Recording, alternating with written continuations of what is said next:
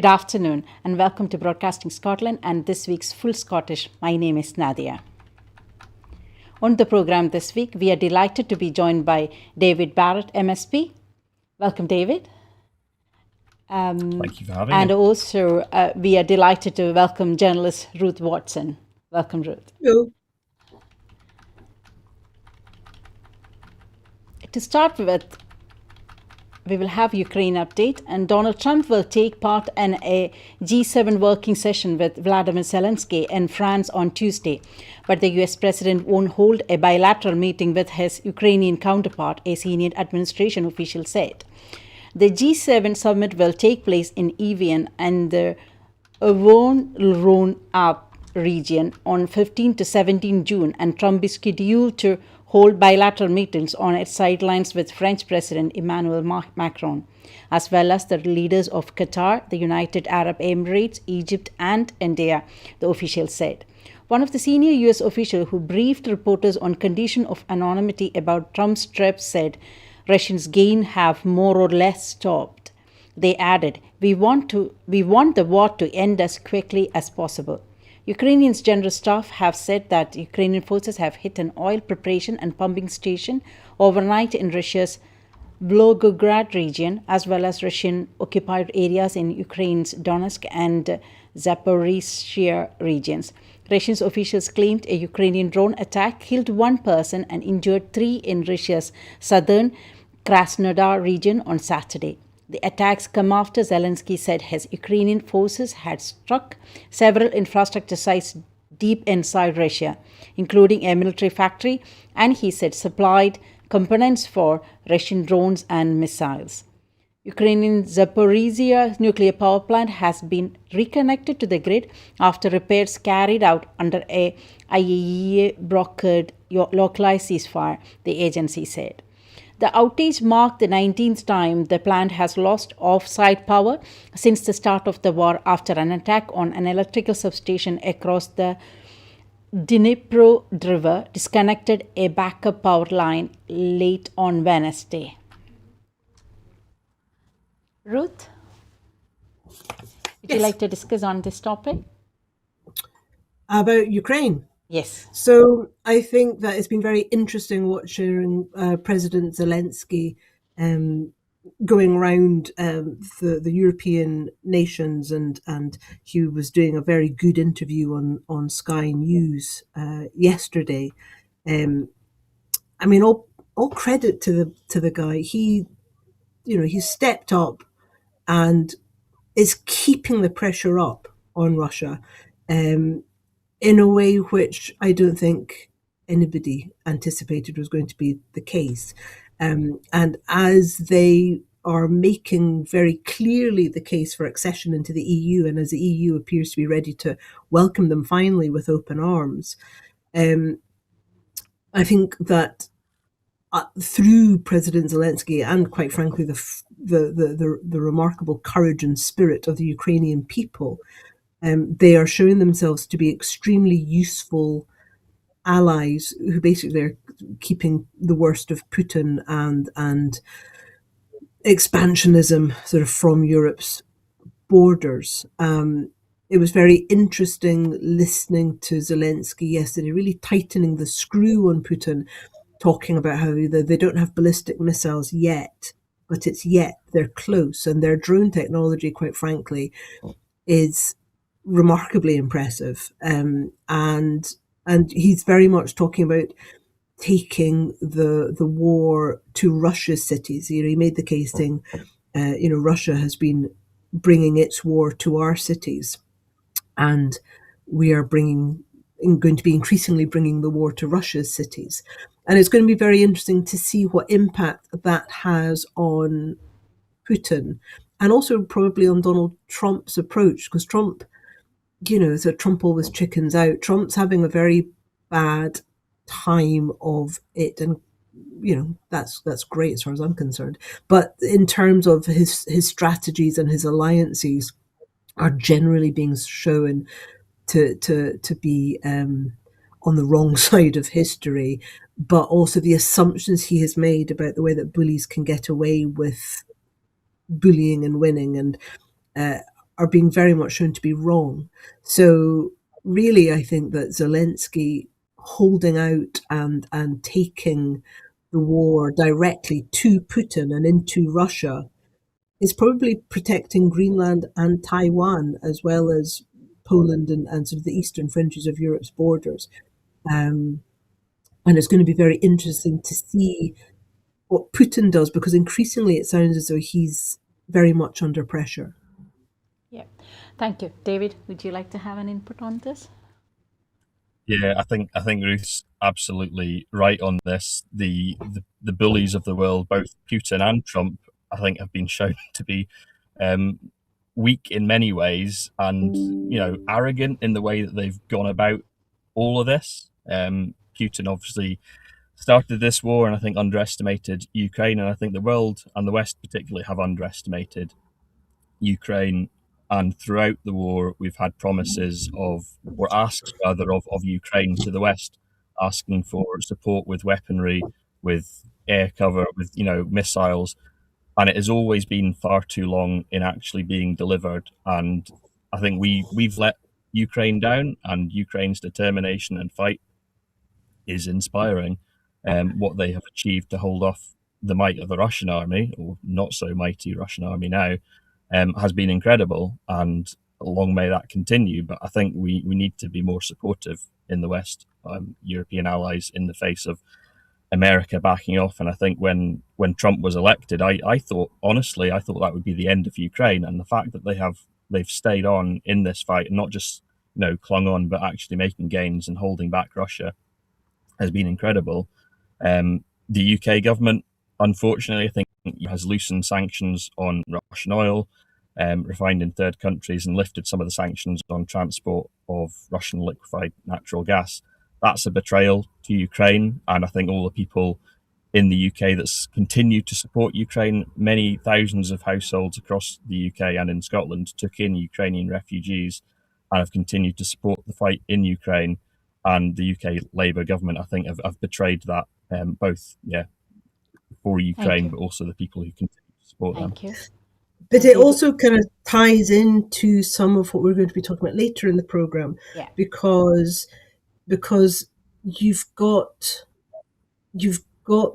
Reform UK playing a very sort of delicate dance. You've got Reform UK councillors saying that they're going to take down the Ukraine flag, and that and it's very, very clear that if you sort of scratch the surface, then Reform UK is very much kind of Mosleyite in its approach. You scratch the surface and you just get a whiff of jackboot, and there's some sort of natural alliances, because Farage is very clearly in Trump's pocket, and is a bit of a Putin fan. So going back to David's point about the bullies of the world, and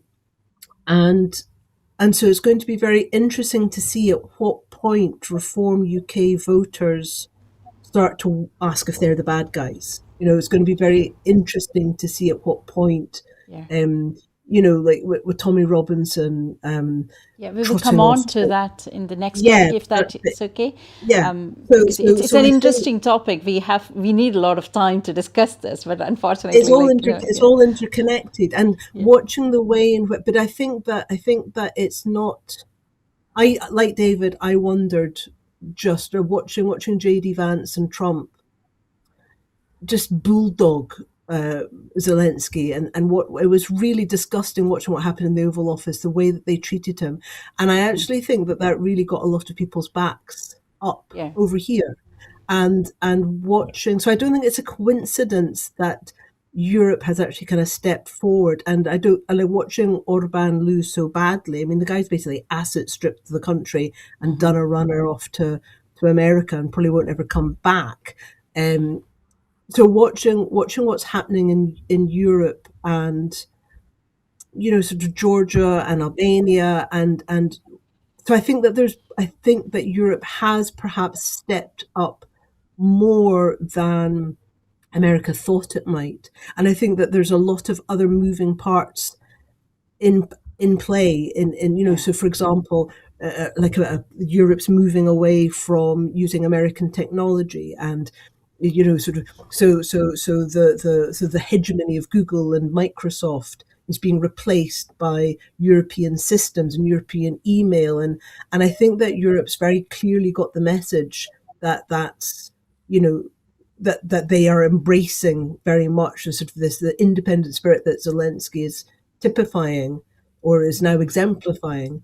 And we've got Mark Carney, the Canadian PM, who's over at the moment saying, he's in Europe saying the future is European and Canadian. There's a new world order of smaller nations. So I think that Zelensky will go down in history, quite frankly, as one of the this century's inspirational leaders who has really held out for his people in the face of the global bullies. He's showing what maybe not so small independent nations can get on and do.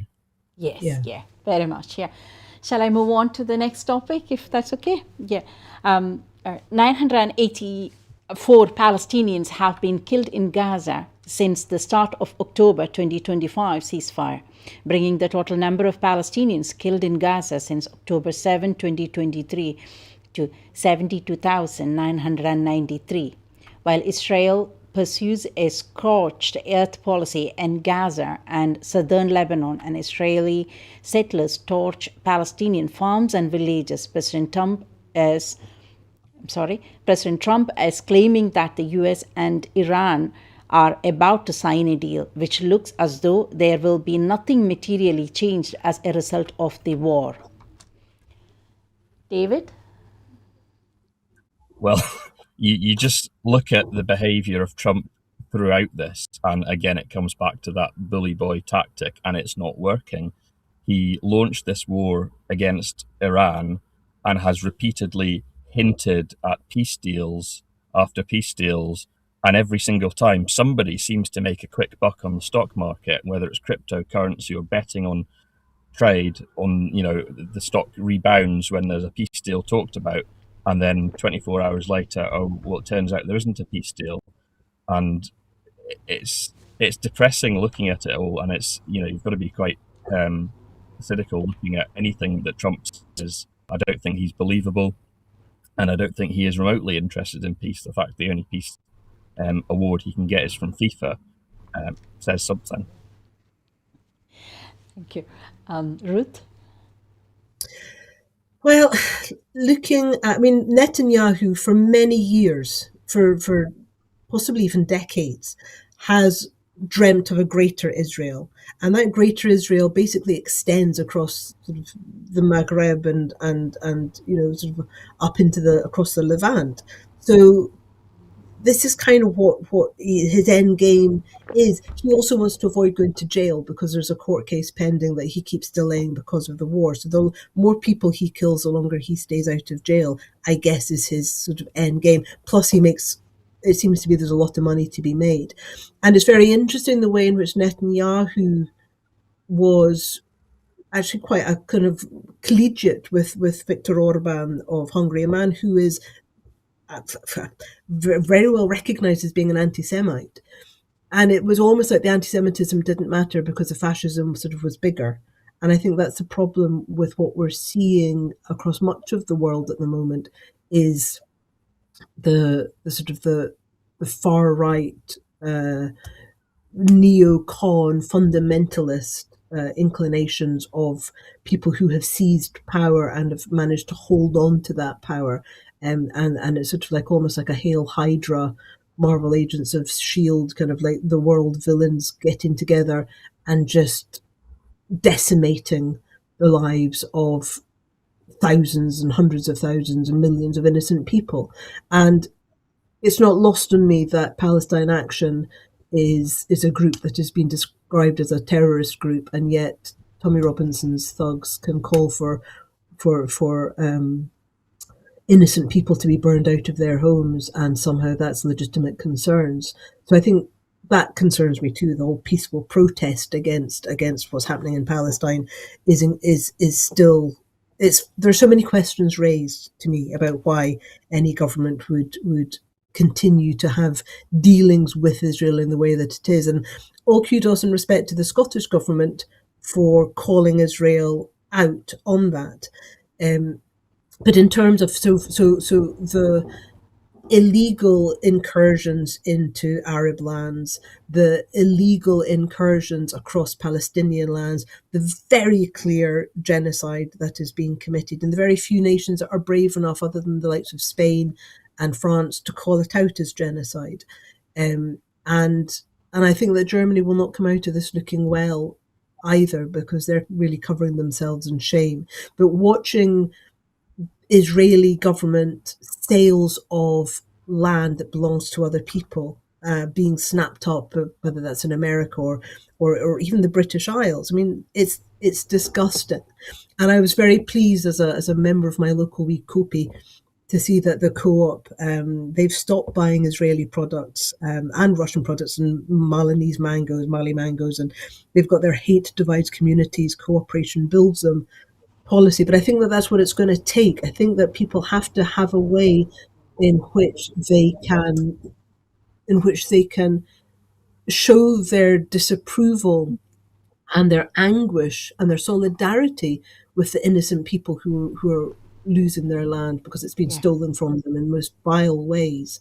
I think there's clear ambition of what Israel has wanted to do for many years and has been facilitated and encouraged, and been given the green light by Trump to go in and wage war and apartheid and genocide, doing that on the back of what's allowing them to do. So it's an interesting topic, but we have a lot of things to cover, and we have other things as well. So I'll just move on here. A horrific knife attack in Belfast on Monday by an attacker who was identified as being a refugee from Somalia was used by extreme far-right agitators to stir up violence and hatred targeting people of colour in a list of addresses across Belfast. The rioting spread to Glasgow as groups of men dressed all in black and wearing masks rampaged in the city centre, shouting racist abuse. Too often the media and politicians normalize far-right violence by talking about legitimate concerns. But what are the legitimate concerns that justify attacking people in their homes because of the colour of their skin? Ruth? So it's Reform UK, Nigel Farage got his Kristallnacht. You know, that was what he called for, and that was what he got. And the little Neds across the country are, I would imagine, pretty easily bought. I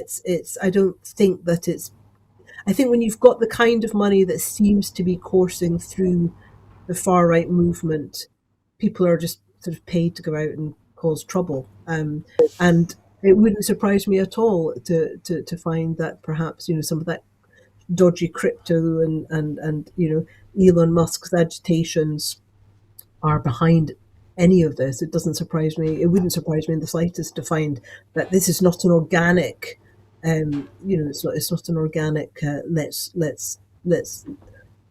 show legitimate concerns, which of course it's not. I mean, there's a woman, Alina Burns, a teenager who wanted to kill all Jews and Muslims, who was jailed for an axe attack on a Kurdish man in Bristol. He was jailed for at least 15 years, and Nigel Farage wasn't calling for legitimate concern riots against the white community in Bristol for their racist attack. And then you've got Maisum Abdullah, who's a science teacher who was stabbed protecting pupils from a 14-year-old girl. And that 14-year-old girl is the incident's being investigated as a terrorist incident. So again, it sounds as though there's been far right radicalization going on.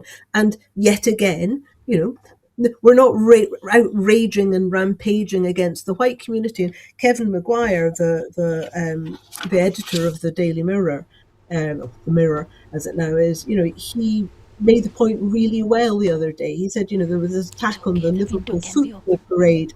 It was by a white guy, middle-class, former Marine, and nobody went after other white, middle-class, former Marines and said this person represents the entire group. So the far-right agitators, you've got that absolutely ghastly little guy, I can't remember his name now, from Reform UK, who's of Asian heritage or Middle Eastern heritage, and he sort of trotted out, as Yusuf, and he's trotted out to kind of like give it the White Lives Matter and all kind. And the whole thing about the Black Lives Matter is it's like Black Lives Matter as much as white lives. And of course, you've got the neo-Nazis trotting out this White Lives Matter, and it's just the thing. So it doesn't surprise me that fascists gone fascist. What surprises me and disgusts me is the way in which the media has lost its moral compass and its spine, and does not call it out and normalizes this. And I think I would take a kind of scorched earth policy to Radio 4's Today programme at the moment, to be frank. And, my former employers at the BBC, I'm disgusted by the editorial policy. I know what the BBC's editorial policy used to look like because that's the way I was trained. And I look at it and I know that they're not adhering to the principles and the standards that they used to. And I guess you've got to ask why. I guess the funding hand that feeds them. But I think that we have to find a way to get our media back, which is one of the reasons why I support Broadcasting Scotland, because the amplification that is being given for Nigel Farage and the far right and the increasingly fascist organisations that we see around us are leading to a family with a 2-month-old baby being burnt out of their homes. And good on the people of Belfast, and good on the people of Glasgow for turning out, the decent people across the country that are turning out and going, not in our name. And I was very heartened to see in Belfast reports of like dentists phoning up clients who have ethnic minority backgrounds saying, if you need dentistry and you need to get help coming in because you're scared, let us know. And communities turning up and going, what do you need? And handing people, getting groceries. And it's disgusting. It's needed. But thank goodness for the good people who turn up and show that it's not in our name. Yeah. Thank you. David? Yeah, I have to agree. The BBC coverage in particular after the riots in Belfast, I thought was utterly appalling. They went out, I don't know if you'd seen it, the news the following day, they went out and they interviewed people to almost justify why the riots had happened and ask them about their concerns and legitimize them, as the question posed said. And they didn't interview any of those condemning the riots. They didn't appear to. And yeah, I thought the BBC's approach was utterly appalling, and it was welcome to see thousands upon thousands turn out in Belfast to actually show that they are a welcoming country and that they reject the behaviour of those rioters outright. And like in Scotland, Scotland is a peaceful country. Scotland is a welcoming country. We're tolerant, but we need to make sure that those that are welcoming, those that are peaceful and tolerant, have our voices heard as well, and that we're out there and that we do protest to say, actually, are welcome here. And in contrast, we had I think the First Minister called for people to calm the situation, to take it off the boil, and ask people not to go out and protest, to allow it to cool down a bit. And instead, we have reform leaders in the form of Kerr and Offord calling for people to take to the streets and protest. And the very same day that Kerr was out calling for that, people in Glasgow were being shouted out based on the colour of their skin. Absolutely disgusting behaviour. And that does seem to be the direction we're going to some extent. And I don't think it is necessarily just incitement. It's very, very similar to Trump in Israel. It's giving the green light. There are people with these views, and they're being given the go-ahead to voice them and to take to the streets. And yeah, it is racist thuggery, and it's being supported by people in reform. Yeah. And I think that you can't lose sight of the fact also that there's an edge to this. So, and I don't know that, I'm not saying that she's involved, but for example, Arlene Foster some years ago was it was said that she was involved in sort of like trying to connect in legitimate, non-violent ways. She was sort of trying to connect the loyalists of Northern Ireland and the Unionists of generally the west coast of Scotland, to sort of come up with tactics and strategies to work against the Scottish independence movement and the Irish reunification movement. So we know that work has been done to connect Northern Ireland's loyalists and the west of Scotland in particular, the sort of the people who are inclined towards the union. And I don't think, again, watching the messaging coming out from Elon Musk and the trouble that he's very happy to prod up, and looking again at, for example, what JD Vance was saying. Now, historically, the Irish vote in Ireland, in America, has been very important for Irish politics. So it's interesting watching what the noise is coming out of America, especially with JD Vance wanting to be the next president, and in the face of like former President Biden's very strong support of Ireland. So I think that there's actually a really dangerous flashpoint, because it was predominantly the loyalists. There's some suspicion it might have been sort of UVF or splinter groups that are sort of sort of terror adjacent, shall we say, involved in this. So I think that actually there was messaging going on that was not just what was on the surface of it. I think that yet again, people who are easily identifiable because of the colour of their skin were targeted. But I think that as we look towards a border poll and as we look towards Scottish independence activities, that this has been a shot across the bows. David, would you like to add something? I think one thing that's really surprised me, particularly as a new MSP sitting in Parliament, Paul Sweeney, who is a Labour MSP, moved an urgent motion during the week to condemn the riots in Glasgow and the behaviour that had been observed, and everyone spoke in favour of that. He got a round of applause, extremely welcome what he did in Parliament, and as everyone else was applauding him, including from my group, the SNP, from the Lib Dems, from the Greens, the Tories, Reform sat there in silence. They did not clap at all. They were completely silent. And nobody had mentioned Reform. It was the condemnation of the riots and the behaviour of those in Glasgow, and Reform sat on their hands. They are the ones inciting it. And if they can't speak out, then we're in trouble. Yes, very much. We'll move on to the next topic. A French government report into election interference released on Thursday found a company connected to Israel was behind attempts to interfere in elections in France, New York, and Scotland using troll and bot accounts.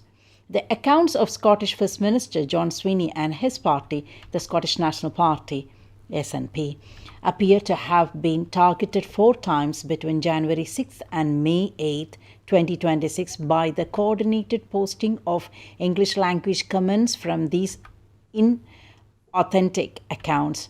As part of this operation, Vigenium identified the mobilization of at least 256 accounts that disseminated 1,400 comments, primarily on posts by @John Sweeney, @the SNP, and @ScotGov FM. David? Yeah, I think the report from France on this disinformation that was being targeted against the Scottish election, particularly the SNP, is deeply concerning. And I think any interference in our democratic process needs to be thoroughly investigated. And so I'm certain that the SNP will be calling for that. And as you say, over the course of this election, did observe that there were posts across our social media platforms that were subject to unprecedented levels of negative reactions and comments from accounts which appeared either to be AI-generated bots or had no local connection and no real obvious reason why they would be suddenly commenting on those posts. And the SNP's campaign is powered by, it was a digital campaign with authentic support across communities across Fife. I'm saying that as a Fife MSP, but across Scotland.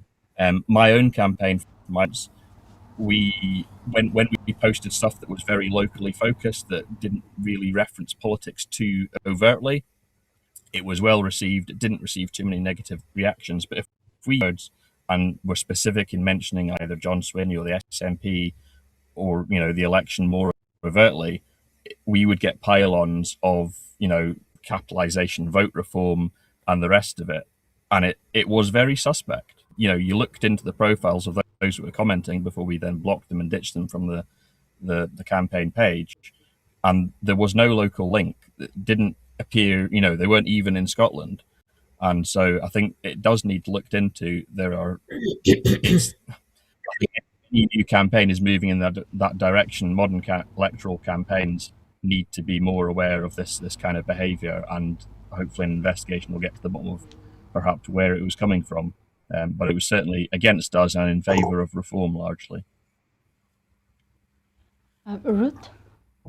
Well, we know that Elon Musk, for example, interferes in elections and uses his social media and his vast money to interfere in elections. We also know from, for example, the investigation that Carol Cadwallader did, the former Guardian journalist, and they collaborated with Channel 4 to do a really incisive reporting into the impact, for example, of Cambridge Analytica. Now, Cambridge Analytica is no more, but it didn't go away. I'm quite sure that it's morphed into other things. And there's a Netflix documentary called The Great Hack, which outlines very, very clearly the ways in which algorithms are being used to identify accounts which, for example, are pro-SNP or pro-independence, and target them with negativity, but also it kind of looks through the sort of the patterns out there to see who they can target to for example, say give them pro-reform lines, or people who are perhaps a bit sort of on the fence, and they will target them with sort of posts which will try and sort of sway them, or usually using fear. Fear and the hate are the big ones. So I don't think that the technology used by Cambridge Analytica has gone away. And Israel and Mossad are well known for sort of the dark arts in many, many respects. And we never really got to the bottom of the Russia report that was carried out by the Westminster government. Stuart Hosey was the chair of that, and obviously has kept his lips tightly sealed, as he's probably required to by the sort of Official Secrets Act. But there was clearly fishiness going on there. Now we have to ask why the French government has picked up on this information and made it public, and the UK government has stayed tight-lipped. Well, maybe the UK government would do that. Maybe it would be that they would, if they knew about it, they're investigating it. They don't want to sort of scare the horses if they're investigating something. But it is interesting that the French government has chosen to give this information directly to Scotland. And I think that speaks of sort of perhaps politicking, perhaps a different approach. We've seen, I think Finland was recently talking about defence issues and was very clearly speaking about Scotland and the UK governments as separate entities. So it might be that there's now a sort of a slight shift in attitude in Europe towards Scotland and Scotland's approach. Scotland has been very, very clearly, and I all credit to the Scottish government for taking a stand against Israel and for sort of refusing to do the trade that it saying no new contracts to Israel, and being very vocal in its condemnation of Israel. And I know, speaking, for example, to some of the team at the National newspaper, which has taken a very principled approach on its reporting about what's happening in Israel and the genocide of Palestinians and the slaughter in Palestine and now in Lebanon. And every time a story comes out, they are getting a pile-on of complaints being made to Ofcom, and a very sort of the kind of social media that David talks about, And I know that even myself, like with my small little account, if I make a pro-Palestinian or an anti-genocide comment, which you would think that sort of let's not slaughter innocent people by their thousands would be a relatively standard line to take, and I start getting bot accounts following on to me. So it's out there, and I think that people need to be very, very mindful of the way in which AI is going to be damaging our democratic institutions and our democratic conversations. And just even seeing like the other day, like AI hackers used AI to hack President Barack Obama's Instagram account. There's a lot of things that we are taking for granted that I really think that we need to. I understand more and more why Europe is moving away from American tech, and I think that we need to be very, very careful as we can't be naive. Yeah. How can in future, online campaign as the must, and that is the way of campaigning it has come, and how can we avoid this kind of foreign interference? David? I think one of the challenges is not trying to lock out debate. So, I can set my page to only accept comments from those who have followed my page for, 24 or 48 hours.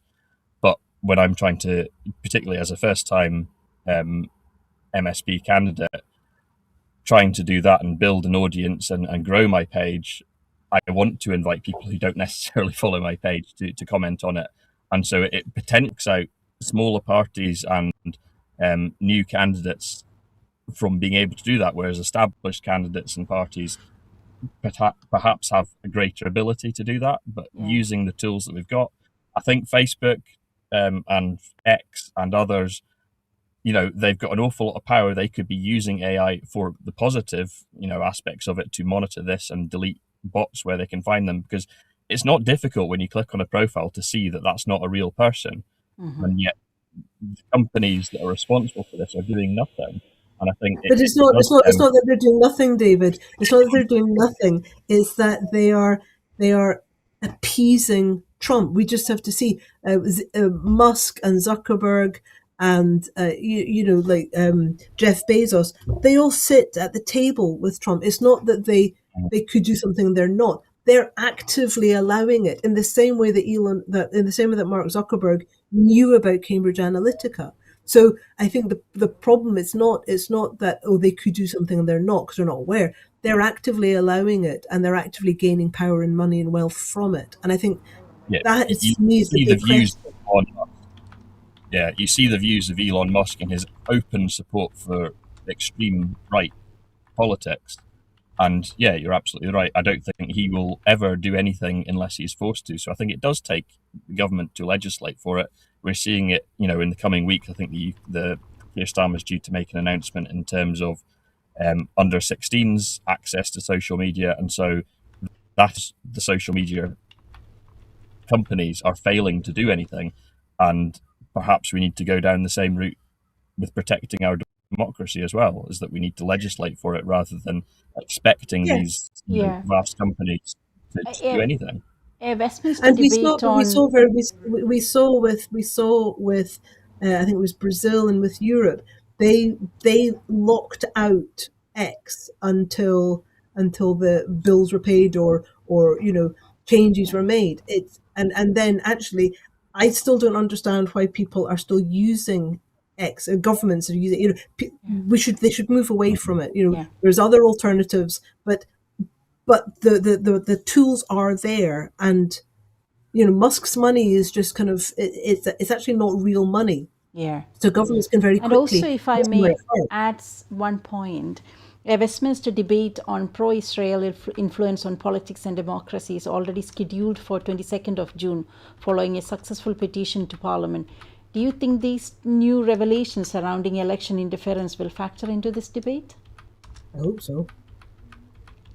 You've got to hope so, because if it doesn't, then it does point to something with more malice within the UK establishment, that they're not tackling this. The fact that the French have been the ones to highlight it is worrying.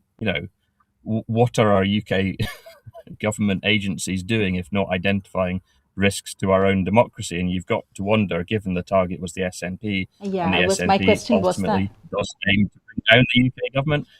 Yeah, maybe that's they knew about it and let it go, or they don't want to investigate it because it's to their mutual benefit. Yeah, But I'll also give you it says a one lot minute each, if you may say. Why only SNP? Out of all the parties, there were around 5 parties contesting in last election. And if Ruth and David take 1 minute each and answer this question, that would be great. Yeah, I mean, I think in terms of the Scottish election, I suppose the SNP are the established body that we want to, end the United Kingdom and we want to become an independent nation. That goes against the interests of a lot of people, and particularly when you look at reform and their close ties with Russia, then you see how outside actors would try to stop the SNP. I would be interested to see if there were any actions related to the local elections or indeed the Welsh elections. I suspect it isn't just limited to Scotland. So the SNP was the target in Scotland, Okay, Ruth? but perhaps not elsewhere. I think it's really interesting to note. I mean, I think David makes the point well, but it is. I mean, clearly, it's because I mean, the Celtic Alliance, the Scotland leading the charge to leave the UK. I think it's becoming very clear to most observers that if Scotland gets the opportunity, we will vote for Scottish independence and a return to Europe. And I think that actually this is a really good moment to pause for a moment and reflect. With all of the massed ranks of the media against us, apart from like a couple of honourable mentions, Broadcasting Scotland and the national newspaper, with all of that media effort against us, with the might of the UK government against us, and now we know that with foreign interference against us, the Scottish government is a majority pro-independence government, and by a long way. And I think that says a lot about how informed Scotland's social media users are, and how informed and how connected. It shows the power of the yes groups, the power of yes groups working together, the power of yes groups online, the power of just individual, like my daughter's, my son's generations, they are connected online. They're pretty savvy and they know why they want Scottish independence, and they're sharing that information, and they hate what Israel is doing in Palestine, and they can see through that. So I think that media and social media literacy and the effectiveness of the Scottish campaigning, that is what mitigated it. I think what we see in England is that England doesn't have that. England has not yet got its act together in terms of the left of centre groups having that kind of connectivity and presence. Yeah, thank you. We'll move on to the next topic. Dark money and funding of political parties in Scotland, despite attempts by some opposition parties to blame the SNP for being victims of fraud. The Scottish Parliament has voted for an inquiry into funding for all parties in Scottish politics. Ruth? Yeah, it's actually really interesting because it's the whole kind of be careful what you wish for, because it might come back and bite you in the bahuki. And I think that's what's happened here. I think that understandably, many people have tried to make capital out of what Peter Murrell did and who knew what. And I think that I think it's been really shameful to see the way in which people have sort of tried to turn everything onto, well, it's everybody should have known. Yeah, probably people should have known, but when a convincing liar uses convincing techniques to show you why, to gaslight you into believing them, you say, well, actually, yeah, well, this is what these books show, and this is what, So it wasn't that the fraud was done badly. The fraud was done well, and it was done cleverly, and actually for really sort of fairly bizarrely mundane things.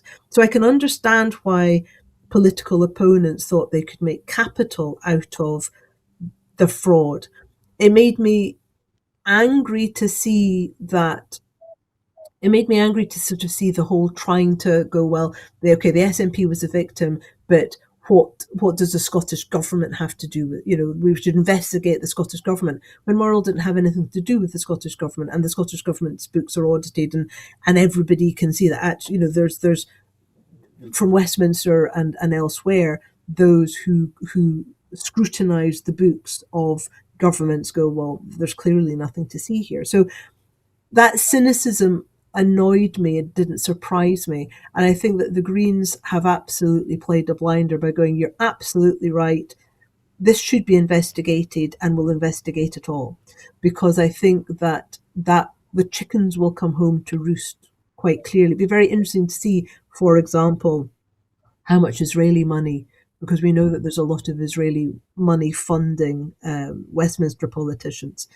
It'll be very interesting to see how much, sort of Christian fundamentalist far-right American groups might be funding certain political parties.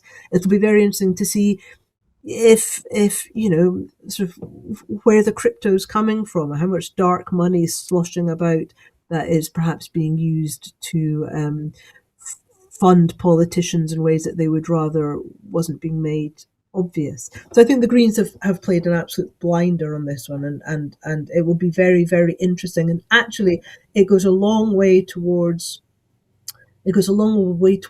being able to clean up politics and political funding, and I think that kind of transparency is a really good thing. And some Nordic countries, it's standard. Why wouldn't you have all the money out in the open? But of course, that's not the way that UK politics works, as we know from the Panama Papers and the way in which some of the royals like to sort of hide some of their money.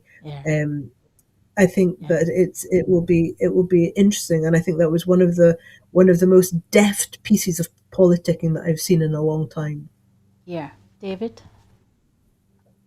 Yeah, I mean, the SNP as a party is funded in large part by grassroots. It's funded by the membership, by normal members, by MSPs, by MPs as well. And it is the SNP that has been the victim of a serious fraud. We are the victims of the crime, and yet somehow we're also the ones to blame. And yes, there's issues within the party, and and I think under John Swinney's leadership that has been turned around. And there's better processes in place now, checks and balances, and I would hope that nothing like this would be remotely possible of happening now. It couldn't happen anymore, I would hope. But the idea that Parliament should launch its own inquiry after Police Scotland have just spent out in excess of £1 million investigating this, they have reached their conclusion, they've charged somebody, they have now been found guilty. The idea that we then need a further inquiry led by politicians who are in opposition parties who would be set to gain from negative conclusions relating to the SNP, that's not an independent investigation. Independent authorities, including Police Scotland, the Crown Office, they should remain free from political interference. And you've comments made by Russell Finlay and Anna Sawar over the last couple of weeks have been absolutely atrocious, questioning the motives of the courts and the police. It's a dangerous direction for politics to go. And I have to agree, the Greens' contribution in the discussion in Parliament was honourable. They went after it and saw it, called out for the political attack that it was on the SNP and the partisan attack that it was. And yeah, they called their bluff and said, well, let's have an investigation and let's investigate all of you. Because, over £100,000 worth of donation has gone into Scottish Labour from that Labour think tank, Labour Together, I think it was, shadowy think tank with, links across the world that are extremely dodgy, to say the least. That's not grassroots funded activism. And then you've got the likes of Reform as well, funded by millionaires and cryptocurrency. If dodgy stuff to see, it's in those parties. And yeah, the SNP has had its issues, and I hope that we're now over that, and we'll hopefully get a rebate. I think what makes it all that more perverse is that Peter Murrell has said that he's got the financial ability to repay it in full immediately. So what on earth was a guy on that salary stealing from the party, the people, in theory on his own side, from us, and undermined the cause of independence and the success of our own party, for what? It's completely unclear why he did it, but I'm pleased he's in prison, and he hopefully will be for some time. Thank you. Turns out Scotland can boogie as they win their World Cup opening match against Haiti 1-0. Ruth? Well, we won. Scotland won a World Cup match. Take a moment to think about that, because it doesn't happen only. Haiti 0, Scotland 1. John McGinn with a goal in the 28th minutes, and then, well, it got very Scotland very quickly, because if you're expecting us to kick on and make it comfortable in the second half, you clearly haven't been watching Scotland for very long. To be honest with you, the second half was frustrating. Haiti grew into the game. Scotland sat deeper than any of us would have liked. And there were moments where you were gripping whatever was nearest to you and wondering what we were going to do, what Scotland was going to do. We've been there before, we know the feeling. But here's the thing, we didn't give in. We held on. The back line held firm. Angus Gunn was solid when he needed to be. And at the final whistle, it was Scotland 1, Haiti 0. 3 points, job done in a 48-team tournament. That's exactly what you need for your opening game. And here's the context that makes it even more important. Earlier today, Brazil and Morocco, the two teams that Scotland will face next, drew 1-1, which means tonight, right now, Scotland are sitting top of Group C, top of the group. 28 years we've waited to be back in a World Cup, and after one game, we're top of the table. So let's be sensible about this. It's only one game. Morocco and Brazil are a completely different proposition to Haiti. Nobody should be getting carried away. But, to be honest, if you offered me this position before a ball was kicked, 3 points, top of the group, no injuries, through to the game with everything still to play for, I'd have taken it without a second thought.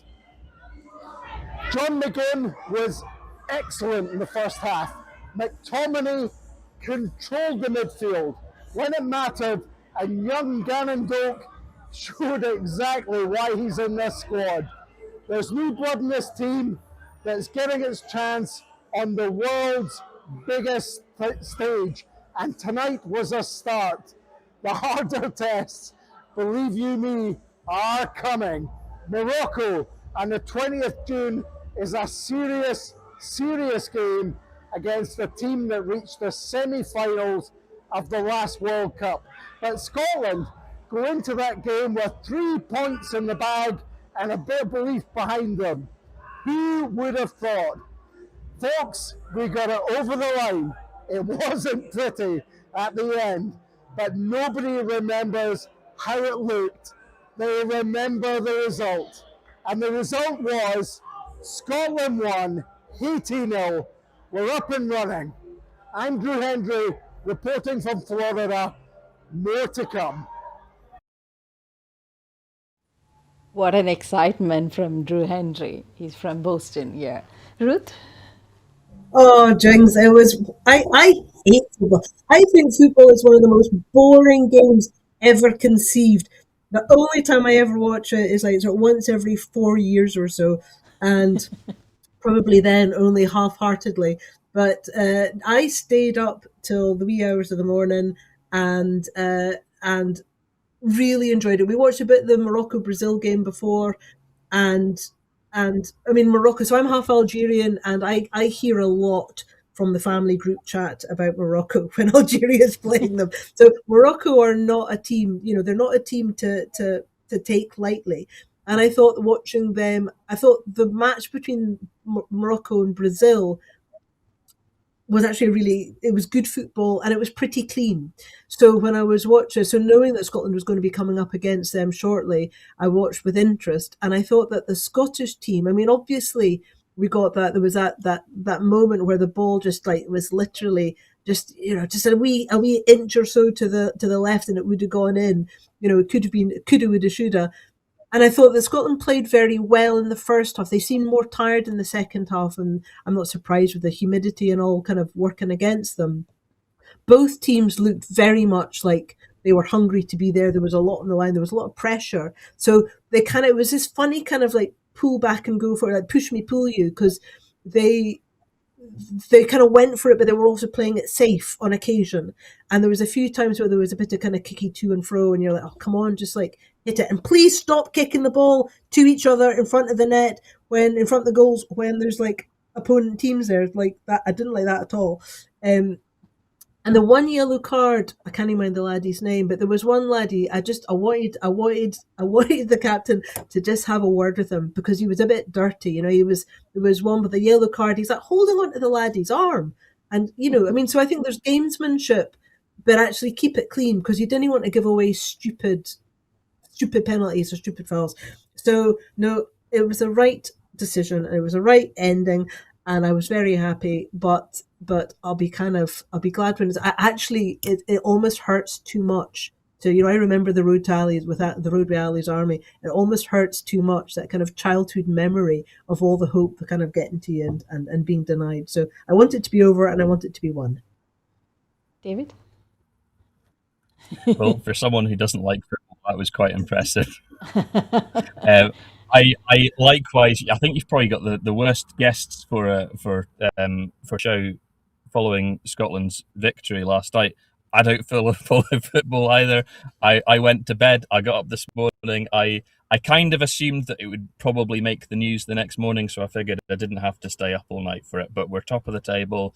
I know not much about football, but I'm certain that we'll stay at the top of the table. So go sport is what my team would be afraid that I was going to say. I would say I think Scotland fans are doing us proud. I saw a video yesterday of the fountains in Boston with the fairy washing up liquid added and the foam party. I thought that's fantastic. And the fans, I think Scotland fans always do us proud, and we're in the news for all the right reasons. A bit of mischief, but we're not rioting, we're having fun.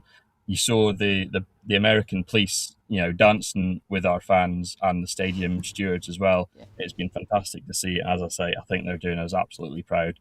So I might watch the next one. Who knows? If it's not at a mad hour in the middle of the night, watch it. It's not. It's better. You'll still need your cocoa, but it's a slightly better time. But of course, the other thing is that now I don't know much about statistics, and like, give me rugby and I'm happy. But I was watching some of the footy commentators yesterday, and they were saying statistically the first game's the most important, because if you get top of the league, if you win your first game, you're more likely to make it through to the next round. And so I'm very happy with the fact that Scotland's at top of the league, and I on the Tartan Army. So before winding up, I'll give you a task for both of you. On Wednesday, what would be the score for Scotland? Sorry. Remind me who we're playing. Morocco. We'll go 2-1 to Scotland. What about you, Ruth? Ooh, I think we'll be lucky for a 1-1 draw, to be honest. But I'll take that. And as long as that laddie can keep his hands off the other guy's shirts, then and doesn't get any yellows, because of course the penalty cards count to where you are in the level in the ranking. So keep it clean, keep it nice, keep it happy, and get a ball in the back of the net. That's what matters. Yeah. I would just quickly add, I've got a question in for Stephen Flynn in Parliament next week, and I'm assuming he's not going to be there to answer it. So I'll be looking out for who is answering it, or if he's going to dial in with a saltire painted across his face. So look out for that on Thursday, I think it is. Yeah. Possibly Wednesday. Can't remember. Yeah. So good luck, Scotland. With that, we will wind up today. Yeah. Well, that's that is it for this week's Full Scottish. Before I go, I just want to remind you that at Broadcasting Scotland, we depend on the generosity of our supporters. To everyone who has donated and to everyone who has signed up to make a regular monthly payment, thank you very much. We can only exist with your support. Our programs will always be free to view. However, if you can afford £5 per month, please consider becoming a Broadcasting Scotland supporter, and please donate whatever you can afford. Thank you. And thank you again to our guests, David Barratt, MSP, and Ruth Watson. Goodbye, and thank you for watching.